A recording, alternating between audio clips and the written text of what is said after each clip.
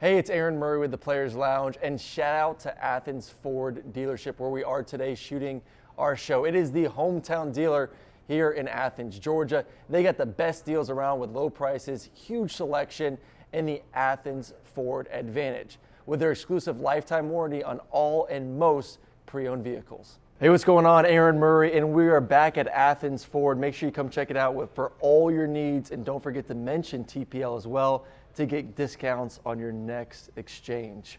I'm with Brooks Austin. This is just our spot here at Ford. Yeah. We had I think we had the Bronco last time. No, I think it we was had the Mustang. Mustang last time. Yeah. Now we got the Raptor. Yeah. Which I got rid of my truck, unfortunately, because I had to get like the Big Dad Expedition, and I missed the truck. I'm not gonna lie. Sitting here looking This at this thing's thing, pretty gnarly. yeah, good color scheme too. Yeah.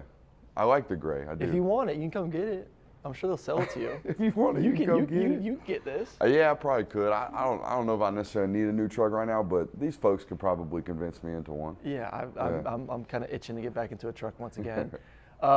Brooks and I are going to be doing shows all season long. We're going to do a little collaboration, back and forth, a little home and home. I'll be on his show one week. He'll come jump on TPL. The people love when you and I are together, so we didn't want to deprive Georgia fan bases of us breaking down the film. I'm excited to get into your spots. I'll let you kind of start with that first. I'll call it your lab. Yeah. You know, talk about your lab and what fans can experience and what I can experience when I get there next week. So I was always frustrated with my old setup because, first of all, it was 2 walls I built in my garage. But I was always frustrated because we would find ourselves bumping into football conversations, and there was no way for me to get up and like physically demonstrate those things like we would in a meeting room, right? If we had an opportunity in a meeting room where a football topic came up or a concept discussion came up, I would be able to get up and walk over to a board and say, hey guys, come on, follow me. And there was no opportunity to do that. So when we bought our new home and moved over closer here to Athens, I wanted to design a studio that could. I have ADD, very much so, and I wanted. No way. Yeah, very much so way. I wanted a studio space that allowed my brain and my content to go wherever we went with discussions, because I think free-formed and free-flowing content is probably the best way to do it with regards to football discussions. So that's what we built. It is rather spacious, and all the cameras are what they call PTZ cameras. So they pan, tilt, and zoom. Wherever you want to go next week, we can go. We can go in that studio and walk around and take the conversation wherever it goes. Can we do some, like under center snaps? Absolutely. 5-step drops, Absolutely. 3-step drops? Yeah, we got plenty of room to get all kinds of weird up in that studio. We're going to get weird next week. I will say this. I was working with a couple of my neighbors' kids that are starting, I think, 5th grade football. Yeah. And I was teaching them like 3-step drop, 5-step drop, the handoffs, all that good stuff. And I woke up the next day, my knees, from kind of like the side to side, I'm like, damn, I'm getting old. Yeah. Like, that's bad. It's probably because you're just playing golf. Yeah, probably. When in your free time, I know you don't have very much left, but it's probably low intense, workouts and some serious golf swings. Pickleball instead of tennis, golf instead of flag football. Yeah. I'm just becoming like an old basic white guy.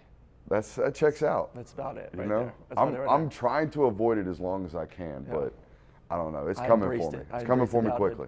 All right. Today we got a bunch of topics that we're going to be hitting on with Brooks. We're going to talk a little bit about Stetson Bennett, his debut as a Ram, and kind of what we expect for him possibly this season. We'll talk about the Georgia Bulldogs, of course, some of the battles going on in spring, our expectations, the schedule, Bobo, Carson, and then we'll get outside the Georgia Bulldogs and talk a little SEC in general, some big topics going on as we get closer and closer to when this show comes out. We're essentially a week away from college football, which is just crazy to think about. But I do want to start with Stetson, because someone that I think you and I both respect a lot. And it's just mind-blowing to me. I talked to Carson Beck about this the other day. The fact that we could be seeing Stetson Bennett as a starting quarterback in the NFL as a rookie this season. Does that just blow your mind from where he's come from? So I think that's going to require Matt Stafford to get some type of injury or something like that, which very well could happen. But in terms of, I think the most mind-blowing thing for a lot of people is that he's ready to do so, or at least prove that he is ready to be an NFL starting caliber quarterback. And when I went and watched the tape, man, it's like all 32 starts, all 42 college games, all that experience it showed up, man. Like it's a guy that was very clearly processing the information that was in front of him. And the important thing in the NFL is playing on time. There were still the Stetson Bennett plays where he's scrambling around doing things that he probably shouldn't be doing. The big sack. I mean, he probably threw two or three balls that should have been picked. Opening drive, dang near throws a pick six on a speed out. Like, there are things that he's still making errors, still doing Stetson Bennett things, but the reason the Los Angeles Rams drafted him and they prioritized him in this draft was because of his athletic ability, his ability to extend plays, but really his mind. Like, if you watched him play on Saturday or Sunday, you could tell that was a guy that was processing football, and that's very, very important. Well, he's not afraid to take risks. No. And I got a funny story for, obviously, a lot of the people watching are Georgia fans, which are in turn Falcons fans. I was at a golf event, 3-day event, about 2 months ago, and Matt Ryan was there. This was CBS's golf event they take us to every year. Even though I'm a part of the dark side with ESPN, they still invite me, which is great. And Matty Ice, who now is going to be calling games for CBS, was there, and Rondé Barber, who's a former DB for the Bucs. And Rondé was kind of giving some dinner speech because he was the captain of Team USA. We did a Ryder Cup style. And Rondé brought up the fact that one of his favorite plays was picking off Matt Ryan back when the Bucs and Falcons obviously go at it, and those two got to go back and forth. And Matt Ryan got up afterwards and said, listen, and I'll tone it down because there were some explicits in there too. If you're scared to make a mistake as a quarterback, you won't make it in the NFL. And the one thing that you know about Stetson Bennett, we've seen it for 2 years, he's not afraid to make a mistake. And Carson told me this the other day too. He said, the thing that I've learned from Stetson is it's always the next play. I screwed up, whatever, next play, next play, next play, next play. Like, there's that dog, that thirst in him. And what people have always doubted about Stetson was, could he make the NFL throws? Yeah. Dude, he made plenty of NFL throws in college, and he did it in that first preseason game too. And did it in 3-step drops, did it in 5-step drops, did it in rollouts, did it in shotgun, did everything required to play NFL quarterback, and played well on time. I wonder how he had the ability to play with such confidence, knowing that his entire career he had an extremely short leash. Yeah. Like, how do you have the mindset of, screw it, next play, when your next play could maybe be your last if it's a bad enough mistake. And Lord knows he made a lot of them. So, like, when I watch him play as a critic, I'm like, do you coach these things out? Do you say, hey, we got to stop this, we can't play like this? Or do you just say, no, that's why he is who he is, that's why he is what he is, just let him go? I think you have to let him go. Yeah. I think he got better to me from junior year to senior year of being a little less reckless with the football. I go back, I was thinking about the game versus Michigan. He got away with it, but he was rolling to the right, throws back across his body, ball should have been picked. Like, there were multiple times like that his junior year where he would try to, do something that Patrick Mahomes could do or that Aaron Rodgers could do. And I think he did humble himself just a little bit the senior year where he wasn't as reckless. A couple times throw the ball away when he had to, run the ball if nothing was there. So he has matured. But I always tell people, like, all the great athletes, quarterbacks included in this, obviously, you have to play in that line of cocky and confident. Like, you got to board. Like, I don't want you to go over it where you're cocky and thinking you can do anything you want. Yeah. But you have to play with extreme confidence. Like, you got to walk onto the field believing that you're the baddest MFer out there. Yeah. And I think that's one thing that Stetson does believe in. I think Stetson truly believes that he's one of the greatest quarterbacks in the world. And you have to have that mentality, or you won't have success. And by the way, I think if he were 6'2", people would look at him like that. Oh, yeah. Yeah. Because when I watch him mechanically, he's as clean as anybody. Athletically, he's as good as anybody. He may not have like a 1% arm. There are some balls that might flutter on him, or there's some things that don't come out like the Mahomes and the Josh Allens of the world. But 90% of quarterback play is layering and playing with anticipation, if you will. Well, yeah, and processing it. Yeah, processing. Can your eyes be in the right spot? Can your feet be in the right spot? And can you throw the ball with anticipation? And I think he does that. He does all those things incredibly well and throws it with accuracy. You don't need a rocket arm. I'll go back to like me working with these kids the other day. They see me come out, so the quarterback, as a quarterback running back, he tries to start gunning it. I'm like, dude, no receiver wants to catch a 99-mile-per-hour fastball. Like, I learned that like my first week in the NFL. I go out there, I'm nervous, obviously, and I'm gunning it and throwing it as hard as I can to try and impress, Andy Reid and Doug Peterson and Matt Nagy. And I remember one of the receivers came up to me, Avery, and he's like, Aaron, calm down. Chill Like, out, bro. none of us want to catch a 99-mile-per-hour slant. Just put it in our chest, make it catchable, and let us do our thing. Yeah. And that's all receivers want. They don't care if you throw it that fast. Yeah. Can you throw it to a spot where I can catch it and run? Be a facilitator. Yes. That's your job. And that's what Stetson can do. So if Stetson is QB1 this year, at some point, listen, Stafford's my guy. I love Stafford. I hope Stafford has another great year and the Rams win the Super Bowl. But Stafford's getting up there in age. Stafford's had some injury issues in the past. Obviously, he's had a hell of a career. Could Stetson lead the Rams in a rookie year to success? I want to see what happens when defenses become a little bit more multiple. Yeah. Like the Chargers, I mean, it was preseason game one, and a lot of teams, they, very limited in their blitz package, very limited in their coverage package. So he saw a lot of man coverage, and when he didn't, he saw obvious signs of zone coverage. That's not the reality of NFL football. The reality of NFL football is it looks like one thing pre-snap, it's a whole nother thing post-snap. Not saying he can't do those things, but when that starts to change, when the difficulties of defense in front of him start to elevate, let me see what happens then. And I have belief and faith that he will be able to do that. But let's check that box before we're like, yeah, for sure, going to survive in the NFL this year. But I think or thrive at least. I think he'll survive no matter what. I think he's qualified to do that. He's in a good situation. Facts. It's half the battle. Can you be on a good football team with an offensive-minded coach with talent? I think the fit is as soon as he got drafted by the Rams, I'm like, that's the best spot he could have gone to. So Stetson, man, good luck if you get in there. Stafford, obviously, do your thing because we know you're pretty damn good too.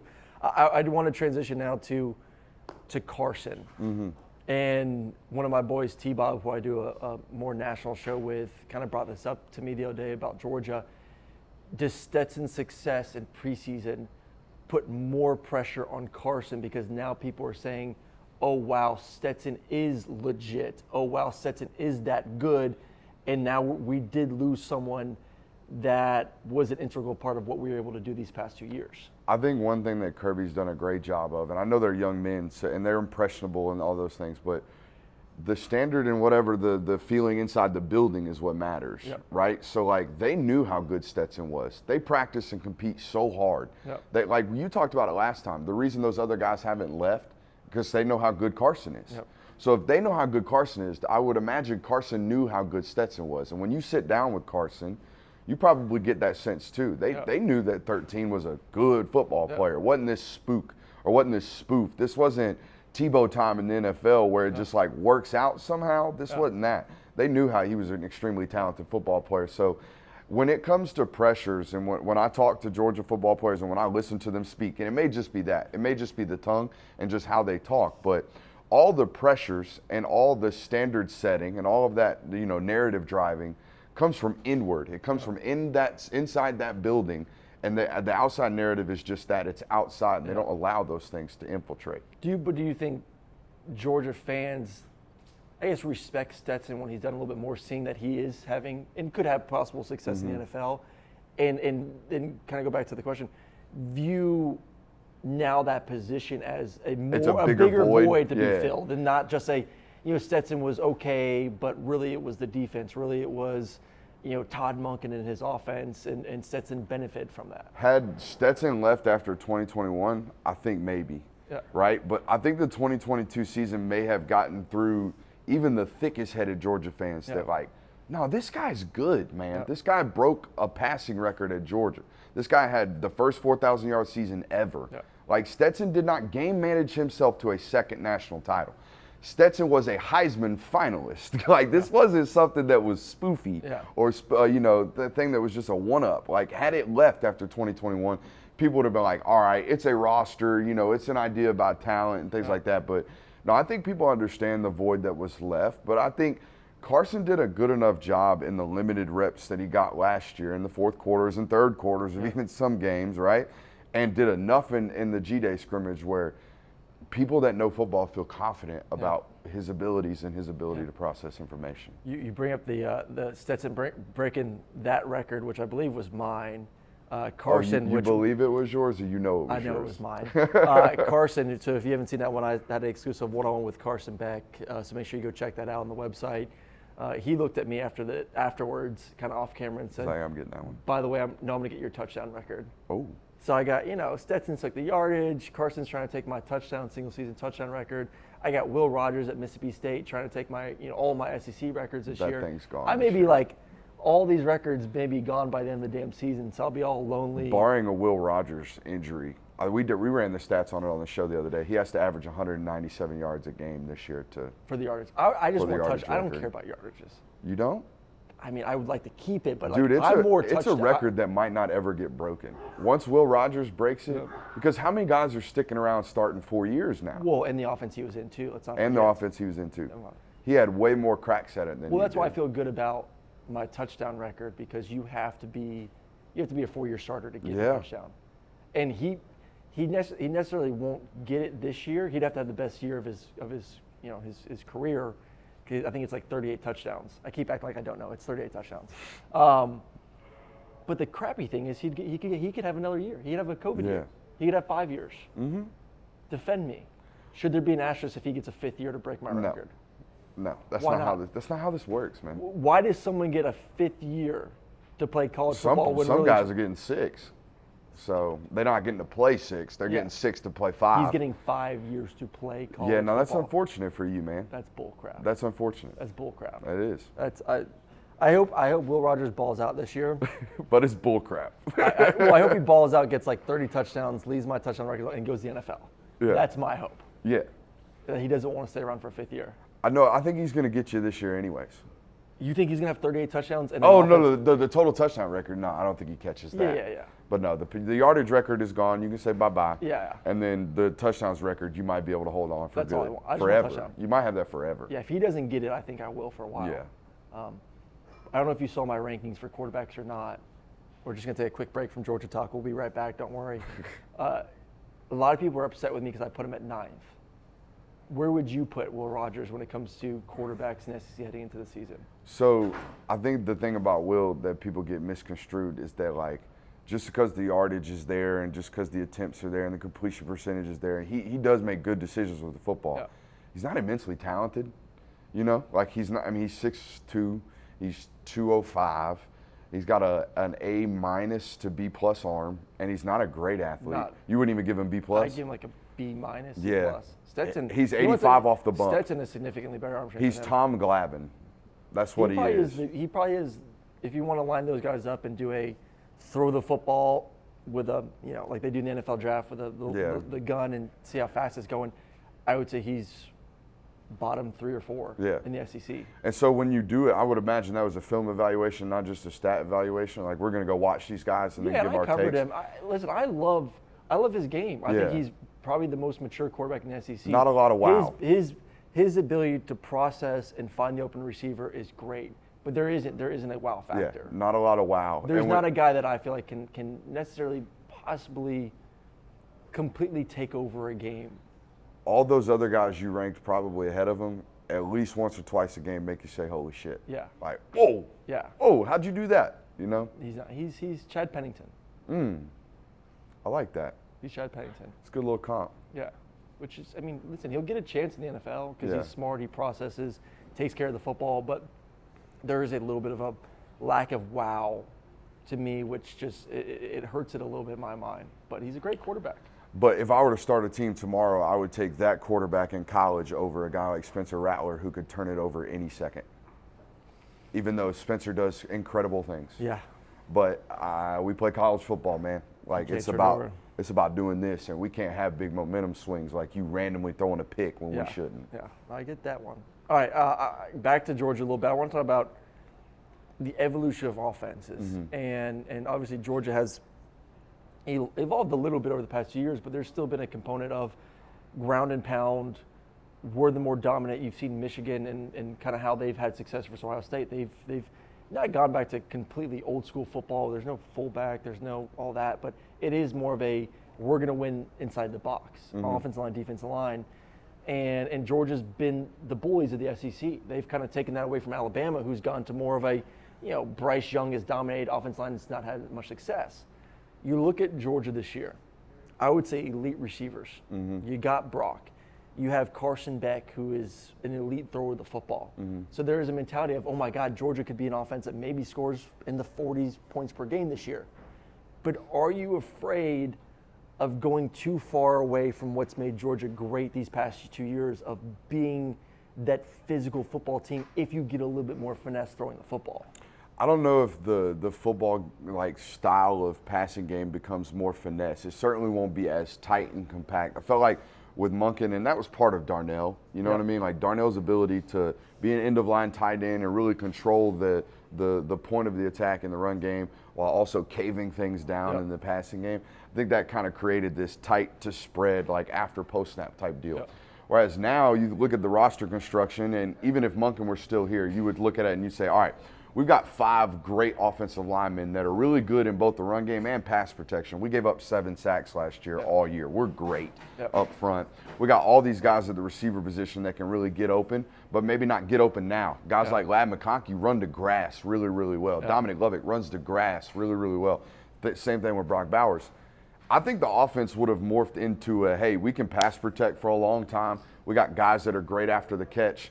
Let's run a lot of horizontal concepts. Let's protect all day long, and let's live in 3rd and 4. Let's live in 3rd and 3 because we got a quarterback that can process that and be great. I think Georgia's offense this year is going to be one of the best, if not the best, in 3rd down efficiency rates because of what they're going to be in. They're going to be in a lot of 3rd and 2s, a lot of 3rd and 3s. Well, and they're going to be able to mix up the packages too, where you have to make a decision on 3rd and 2 and 3 if Georgia wants to play 12 personnel because they still got.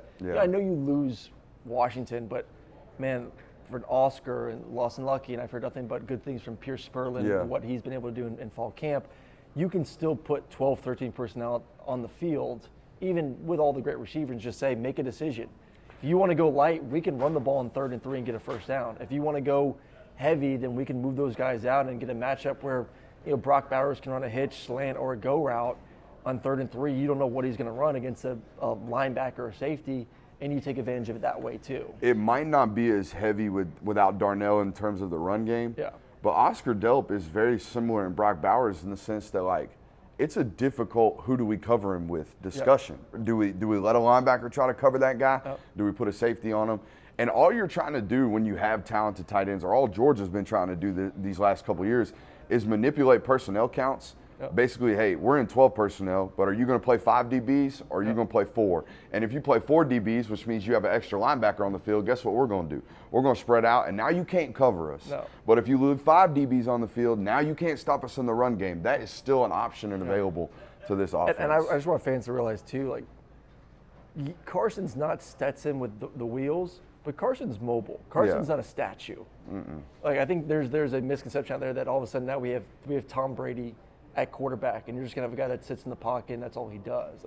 Carson's he's an athlete. But he's a builder, right? I think he's 5 to 10 fast. The 0 to 5, the suddenness of him. He's bigger. But the suddenness is the only thing that concerns. It's not a major concern. It's the only knock if there is one. Hey, if the left tackle gets beat right now, do we have the suddenness to make that guy miss? He has a little something.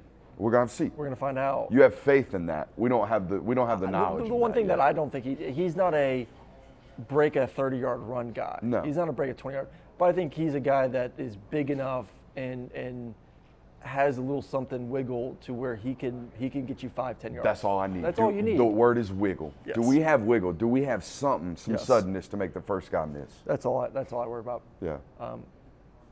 Obviously Kirby is kind of put himself in. You look at all the preseason polls, is who's the best head coach in America today, not of all time, but today. Yeah. It's Kirby. I think most people agree it's Kirby. Some people are a little bit soft with it. They do a 1A, 1B. No, it's 1 is Kirby, 2 is Nick Saban. That's what it should be heading into the season. But if what we feel like could happen, and Georgia does get a three-peat, he's 4 natties behind Nick Saban. But then what is that national narrative going forward if he does get that third, do it 3 years in a row, something that Saban's never done? I don't even think if Georgia wins a 3rd national title, I don't think the narrative and the talking points nationally become how great is Kirby Smart. I think it just starts to talk about is it time for Nick Saban to go away? The immediate greatness we know, it's like an obvious one. If they win 3 national titles, it's like, all right, Kirby Smart and what Georgia has done is the greatest run in the history of college football. We have to say that. Like in terms of an immediate success, not a 12-year run. They haven't been able to build that yet. Could people start fathoming the idea thought of process him passing Saban? Yeah, I think because so. I feel like Saban's been put on such a pedestal, which he deserves. Don't get me wrong. Like yeah. Saban is the best of all time, but it's kind of like no one will ever be able to achieve what Saban's achieved. If he gets to 3 this fast at his age and 3 in a row, does it cross people's minds, in your opinion, that maybe Kirby could surpass what Saban's done? For sure.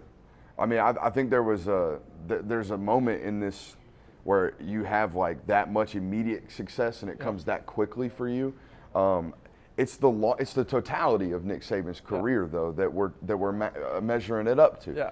And 7 or 8, is it 8? 7. 7 is still more than 3. Yeah. You know what I mean? Even though 3 is an immediate, like, hey, 3 in a row, wow, incredible, greatest thing to ever be done in college football.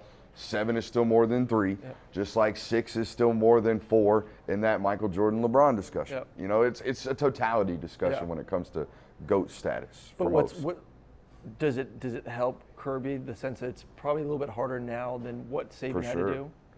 No, that's what I'm saying. Like if even the two in a row, I think is the most difficult thing that's been done in college football because it hasn't been done in college football.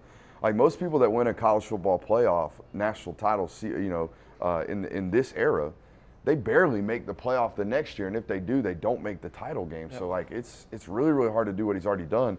If he does 3, then yeah, like we've already passed into uncharted territory. Yeah. Golly, it's crazy, and I don't see it slowing down anytime soon, which is crazy to me.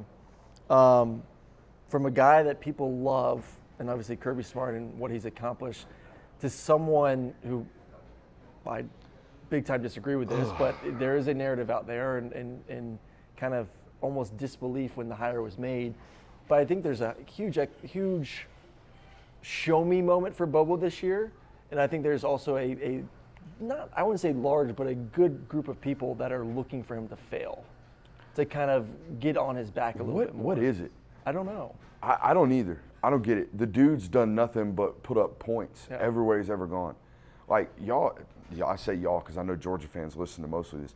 Georgia fans glorify Todd Monken because Todd Monken, y'all think he like revolutionized offense, and he did. He changed things. It was much better than it was under the early Kirby Smart regimes. But all those first time since moments in the stat book that Todd Monken has, it was first time since Mike Bobo. Yeah. First time Georgia scored 40 points per game. Since Mike Bobo. First time Georgia had a quarterback average 300 yards per game. Since Mike Bobo. You know what I mean? Yeah. Like, it's since Mike Bobo for your offense. Every statistical category, when you do it great, it's since Mike Bobo. Yeah. So, like, because he called too many halfback draws on 3rd and 11, like, people have some type of disdain for him. I don't really get it. Dude went out to Colorado State and put guys in the league. Yeah. Like, that's impossible. Yeah. When was the last time a guy like Michael Gallup come out of Colorado State? Yeah. It ain't happening, and it won't happen. He went to Auburn, Tank Bigsby, career year. He goes to South Carolina. They actually have an offense. Like, they actually put without a quarterback. Without a quarterback. Luke Doty's up there playing quarterback, and they actually have an ability to score points in the SEC. Like, what? I don't get it. When I studied him at Auburn, like, and I do a what to expect every single week, we're watching the coordinators and we're like, dude, Bobo is good. Yeah, like every single time I left with impressions of this guy knows offense. Yeah. I just don't understand why people think he's not good because he's done nothing but be good. I think it's he's so close to the program because he grew up in Georgia. Yeah. He played at Georgia. That whenever you get to know someone for too long, then you start trying to really pick out issues with them. Mm-hmm. Where Monken came in, had success, and left. Yeah. Bobo's been around for so long that people maybe it's a fatigue factor, and you start looking at the negatives instead of focusing on all the great things that he has done. But I'm with you. I don't get it. I mean, I talked to Ben Jones the other day about this as well. We did a little bit of show, and I asked him a similar question, and he's like, people don't understand. They want success every drive. They want success 3rd and 15, find a way to get us the first down. And sometimes like there's the game of chess that needs to be played of we gotta, we're at our 40-yard line. If we get 5 yards and our punter punts inside the 15-10, we put our defense on the field, they get a 3 and out, and then all of a sudden we have the ball at the 50-yard line. Like playing complementary football instead of a 5-step drop, quarterback gets sacked, all of a sudden you punt the ball, the team has the ball in the 30. Like that is part of the game too. So yes, there are certain times where it's a 3rd and long situation where you run a draw, you do a screen. If it works, it's great. If not, then you punt the ball. There's nothing wrong with punting, and you set yourself up for the next drive. I'll never forget, and I didn't play obviously as high level football as you did, but I was in a situation where it was 3rd and 12, 3rd and 14. We'd given up like 4 or 5 sacks that day already. And we call it a halfback draw or a halfback screen or something like that. And I come off the sideline and I'm like, why are we not competing? Why are we not trying to pick up first down? And my offensive coordinator walked over and handed me the play sheet and said, what do you want me to do? Yeah. How many of those in the playbook are for 3rd and 15? Yeah. You know what I mean? How many are successful today? How many of these lead to positive results that don't end up in turnovers or worse, negative yardage? Yes. Like sometimes a punt is good. Yes, punt is good, especially with Georgia this year, which listen, I want first downs. I want them to score 40 points. I think they're going to do that plenty. But there are going to be times where it is 3rd and long, and you just have to say, we have a great defense. We're playing field position. Hey, and by the way, did you watch Todd Monken for three years? If it was 3rd and 15, you know what he did? Tunnel screen. Yep. Downside Hut, throw it to Lab McConkey. Downside Hut, throw it to Karras Jackson. See what happens. We're just trying to, maybe bust a play. Yes, just try to bust a play. Georgia fans, I hope, and I think he has a massive chip on his shoulder from some people I talk to. I think he's going to want to put up 45 points. I think he's going to want to reset some records this year. He already carries himself with that I'm mad at the world. Yeah. Like if you know Mike Bobo, I've only had a chance to interact with him a couple times, but he's kind of always on edge. And the fact that he's walking into a situation with even more of a chip, he's going to be all right this year. Plus, which brings us nicely to our next topic, the schedule lined up nicely for them to put up some pretty massive stats. The one worry I hear from fans is the schedule's so easy. Will they be ready to face LSU or Bama or Michigan or Ohio State or USC or whoever it is? Like when they get to that point of we got to perform 4 quarters against another elite team, and we haven't seen that for 12 weeks because we don't know what Tennessee's going to be. We can think that Tennessee's going to be good. We can think that Joe Milton has all the talent in the world, but that's still a what if factor. They're still early on in the 10-year of Heupel where they haven't built the depth yet. But does this schedule sort of hurt Georgia in your mind? So it would for most programs. I would be worried about what you're worried about, which is the Clemson effect, right? Clemson, every single year, they'd get to January, and people like you and me would have to sit there and analyze a football game and go, well, I don't know who they are. I don't know who they are. I don't know. They haven't been tested. I don't know what they are. I don't know if they're good. We're going to have to do a lot of that this year. A lot of people are going to have to do that with Georgia. But the difference, and I don't know much about the Clemson program and how they roll, but the difference is that, like, I think Kirby Smart does a really good job of doing what I call manufacturing chaos. Like he creates tense situations in practice. Yeah. He creates competitive environments. He creates, self-doubt, because that's what that is. Yeah. Like, you want to believe that you're the greatest ever, but until you're tested, until you have a moment of self-doubt and you overcome that, you don't really know. Yeah. So he does a good enough job as a head football coach of manufacturing that chaos, testing these guys day in and day out, and having the environment of being on edge, because that's what that is. We might lose this game. Oh, shit. They got to create that in practice. You have to, but there's still a difference between that and the real stuff. No, 100%. There's still 100%. I mean, I went to go watch this movie the other day, Gran Turismo, which was actually a really good movie. And, the whole thing was these kids that drive these simulated car races got an opportunity to drive real race cars. And the big thing was like, well, if you crash in this game, whatever, but you crash in real life, you ain't going to take that turn knowing that your life's on the line. Like that adrenaline rush is always going to be different, and your mentality is always going to be different when it's a Saturday afternoon or a Saturday night, and there are consequences to it. If I jump this pass and it's a double move in practice and he takes it for a touchdown, no points are going on the scoreboard. None. I do that in a game, and there's 7 points, and all of a sudden my butt gets a little bit tight to the rest of the game. So yes, there are consequences because Kirby's your coach and the way he grinds you, but there's still no points going on the board one way or the other. That is my word. My hope is that South Carolina week 3 is a ball game. You want that to happen, huh? I think it needs to happen. Yeah. I think it needs to happen. They need a Missouri from last year type of game early in the season. to So- get them in the right mindset. I can make the case for that happening. South Carolina's entire front seven's got like 30 starts apiece. Yeah. Every single one of them. So if there were a defensive line, or because that's what Missouri was last year. Yep. You watch that film, Missouri came out and punched them dudes right in the mouth. It's like that. It's particularly defensive line. Yep. The whole first 3 quarters they couldn't run the ball. Dominated. I mean, guys like Warren McClendon and Tate Ratledge are 2 yards in the backfield, and they're like, "What the hell is going on today?" Yeah. And they had to figure it out. I don't know if South Carolina can do that, but they're old enough to do that, you know. And if they show up with that type of edge, there's a potential for it to happen. Which, I mean, am I wrong to think that, like, as a fan, I kind of want that? No. Yeah. As a football mind, you're definitely not wrong for it because No. you understand I think the Kirby would love quality it. of that.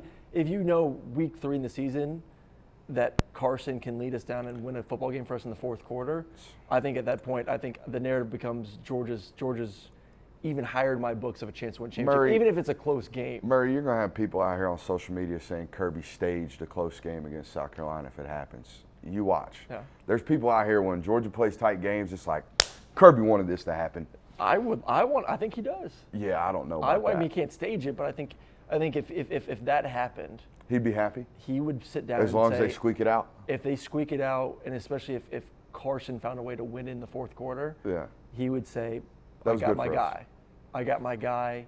I know he can win a game for us versus Michigan or Ohio State if it came to that. Yeah, you boys got different nerves than I do. I ain't I got love them it. kind of nerves of steel. I'm trying to beat the brakes off of everybody. I mean, I get that. I'm just saying, like, I know Georgia's better than everyone else in the country, talent-wise, but they're going to be a game at some point.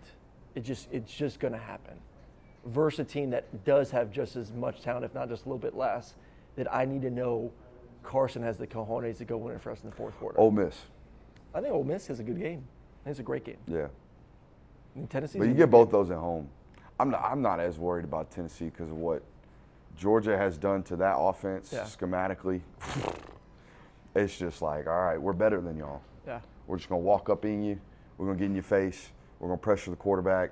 We are better than you out here. And Tennessee has some issues at O-line that need to get answered before you feel good of them giving Joe Milton time to throw the football For sure. anyways. So we'll see about that.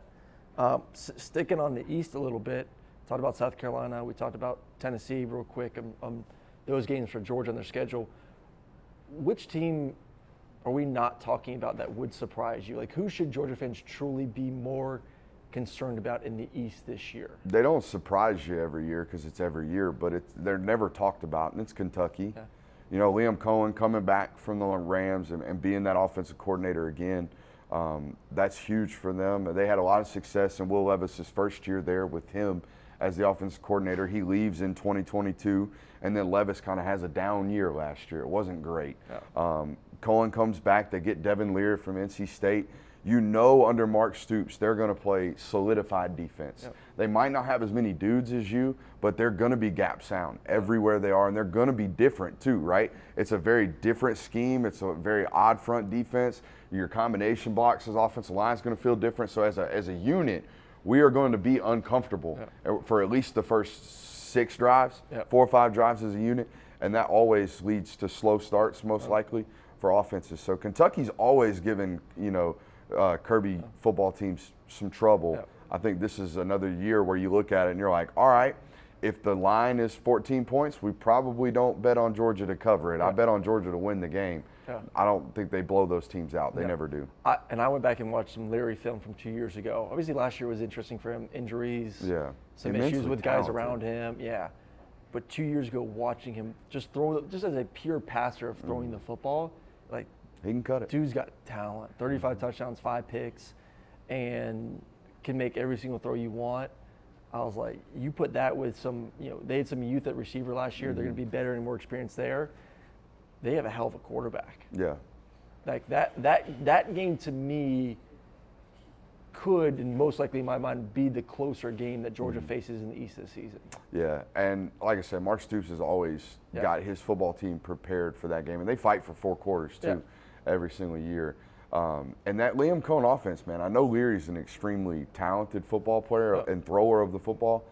that offense doesn't require a whole lot out of the quarterback, really. If you really watch it, it's like, all right, they were really compromised off of Wendell Robinson a couple years ago when they were really good offensively. You know, handing it to Rodriguez, being solid in the run game, having a little tight end heavy, and then getting it out quick to Wendell Robinson. It's a good offense, and they got a talented quarterback. So, watch out. Offensive line has to be better, too. Yeah, offensive line has to get better. Last one outside of Georgia.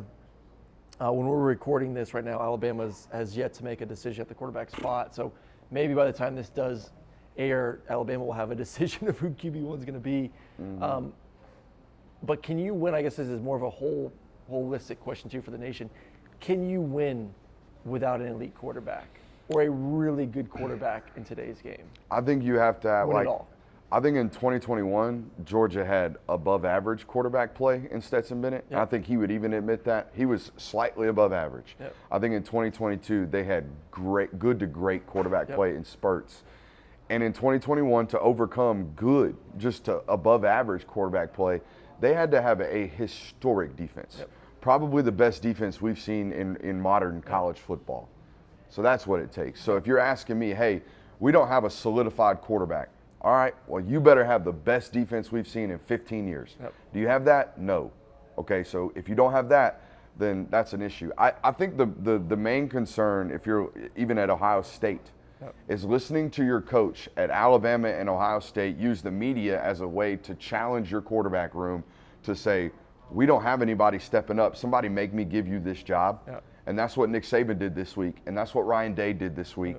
And for people spinning that conversation back on Georgia, well, Carson Beck doesn't have a bunch of career starts, doesn't have a known. Y'all haven't named a starter. I haven't seen Kirby Smart use the media as a way of saying, hey, we need somebody to step up in this room.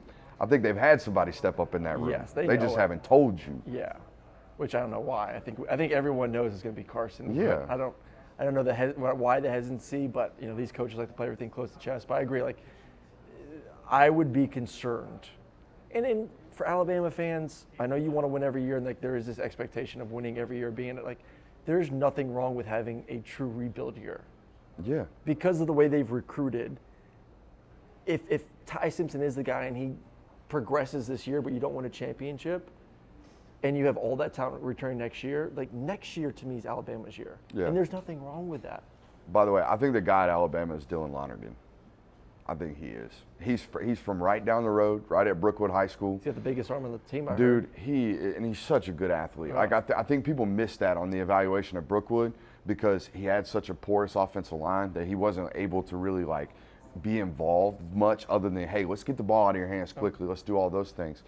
But that dude's like a 4.65 runner at 6'3", 225 pounds. He can rip it. Like, he is good. That'd be the guy. And yeah, I think even there's some rumblings that even this year he might be the guy in the room, just might not be ready for them to hand him the mantle. But he's a good I'm more football concerned player. Alabama 2024 going forward than this year. Yeah. So we'll see. All right, that's another great episode, Players Lounge with Brooks Austin. Once again, you can catch us every single week. I'll be jumping on his show. Can't wait to get in studio with him. He'll be jumping on, obviously, our show. Going to give you great coverage of the Bulldogs, SEC all year long. So continue to check us out. Go subscribe to the YouTube channel and go to the website as well. Got a lot of great content coming out. Had a great piece with Carson Beck that's out right now. So go make your account, and I guess I'll see you in a few days. Yeah, man, we'll see you. Thanks again for tuning into another episode of the Players Lounge, and make sure you go check out Athens Ford and mention this episode of the Players Lounge to get 5% off your vehicle service up to $500 or get $500 off your vehicle purchase.